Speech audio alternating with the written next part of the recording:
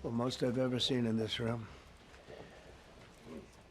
And we're here for a very serious purpose, Something's out of control, but we're going to put it in control very quickly like we did on the southern border.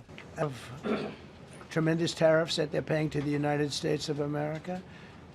And we'll see what happens. They've been dealing quite nicely. The relationship is very good with President Xi and myself.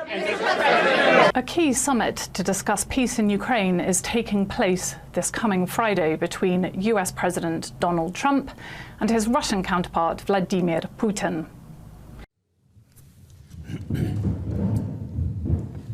Уважаемые коллеги, мы обсудим сегодня некоторые вопросы региональной повестки. Here's what to know about this meeting. The location, which took everyone by surprise, will be Alaska. It'll be Putin's first trip to the US in 10 years.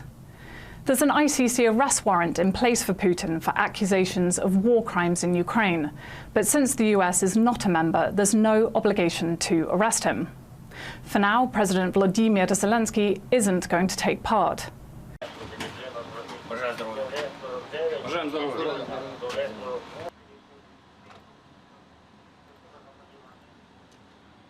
The absence of Ukraine is alarming European allies that Kyiv may be pressured to agree to a deal that favours Russia.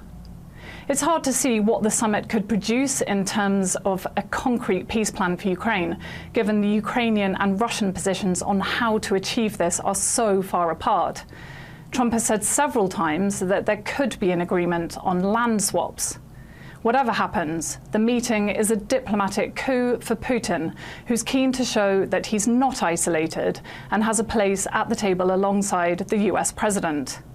For his part, Donald Trump said he would know within moments whether a deal can be made to end the fighting in Ukraine or whether it would be time for him to walk away. So it seems from at least some of Trump's remarks, especially since his envoy Steve Witkoff's visit to Moscow recently, that Trump, believes that the key to ending the war is agreeing territorial issues, and specifically that this would involve Ukraine ceding sovereign territory, a large slice of Ukraine, in return for Russian forces occupying, withdrawing from very small areas of Ukraine that it occupies beyond the areas that Russia now claims for itself. That's clearly a non-starter for a large number of reasons.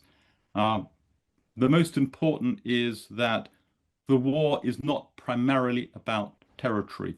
The area that Russia claims for itself of Ukraine amounts to the equivalent of about 0.7% of Russia's existing total internationally recognized landmass. Putin did not fight the war to gain an additional 0.7% of territory. Even if he were in some way to acquire that territory, it's very clear that that is not the end of his ambitions, which are all about subordinating the Ukrainian state to Russian dominance. Maybe not annexing all of it, but certainly dominating it. And that in turn would create the opportunity geographically, but also in terms of Ukraine's resources, to threaten the rest of Europe further to the west. So this is not a territorial issue whatsoever, unlike the two recent conflicts that America has played a role in helping to resolve: the border disputes between Thailand and Cambodia, and the peace declaration recently announced between Armenia and Azerbaijan. They are primarily about bits of land. Russia's ambitions have very little to do with that, and it follows from that that the war cannot possibly be ended on a territorial basis. For Putin, it's an enormous unearned reward to him to be invited to accept the hospitality of the US president, in particular, and symbolically important, in the part of the United States that Russia used to possess before it was transferred to sold to America in 1867. He will be using every opportunity to persuade Trump of his version, Putin's version of the strategy that he seeks to advance his goals. This is a profoundly alarming moment for Europe, and I include in Europe Ukraine. In the worst case, Trump might be persuaded by Putin to try to end the war by accepting Russian sovereignty de facto, or even de jure, legally, Russian sovereignty over the areas of Ukraine that it claims, which go even beyond the areas that it currently occupies. And in addition to that, there is the fear that Trump will ease or lift the sanctions that are imposing real and cumulative and chronic pain on Russia's economy. It's hard to see how that would avoid provoking a really serious split in the transatlantic alliance, because those are now not outcomes that Europe can possibly accept. It's clear that Ukraine cannot accept them, but it's also impossible to see how Europe could do so. So on the single most immediate and urgent and dangerous geopolitical issue of today, we would see a stark and irreducible divergence of view between Washington and European capitals. So I'm going to go and see the parameters. Now, I may leave and say, good luck, and that'll be the end. I may say this is not going to be settled. I mean, there are those that believe that Putin wanted all of Ukraine. I happen to be one of them, by the way. I think if it weren't for me, he would not be even talking to anybody else right now.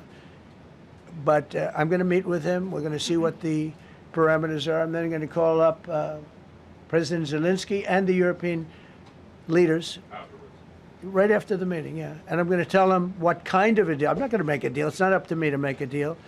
I think a deal should be made for both. I think Russia has to get back into building their country. It's a massive country. I think they have 11 time zones, if you can believe it.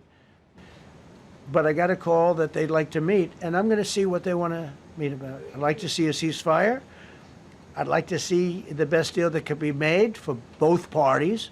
You know, it takes two to tango, right? So ultimately, I'll have a meeting next week. I had a great relationship with him, considering the fact that, I was not nice to him because of the pipeline. I ended the pipeline. I also gave the javelins. Do you ever hear of a javelin? But I'm going to meet with President Putin, and we're going to see what he has in mind. And if it's a fair deal, I'll reveal it to the European Union leaders and to the NATO leaders, and also to President Zelensky. I think out of respect, I'll call him first, and then I'll call them after. And I may say, lots of luck, keep fighting, or I may say we can make a deal. If not, I will tell you this, I've seen a poll coming out of Ukraine. 88% of the people would like to see a deal made. And if you go back 3 years, everybody was gung-ho for war. Everybody's gung-ho for war until you have it. Yeah, just to follow up on what you were saying there.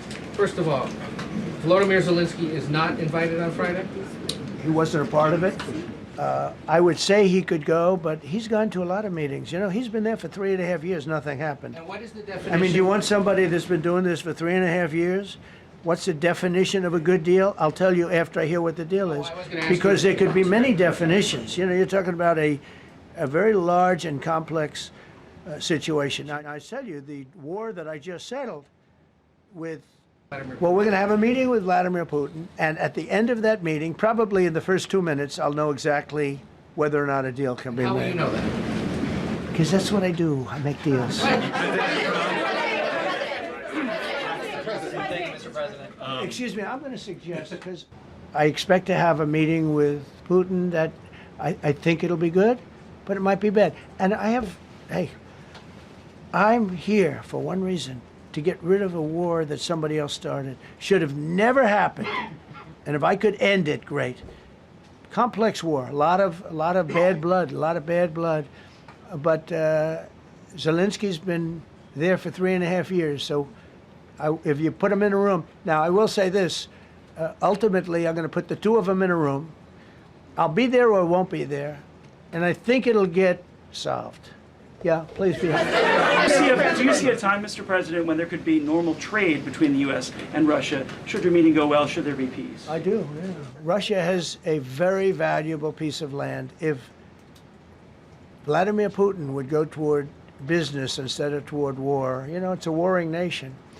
That's what they do. They fight a lot of wars. A friend of mine said Russia's tough because they just keep on fighting. They beat Hitler, so did we. And they beat Napoleon. You know, they've been doing this for a long time. I asked a question to a very, very smart man that some people like and some people don't like.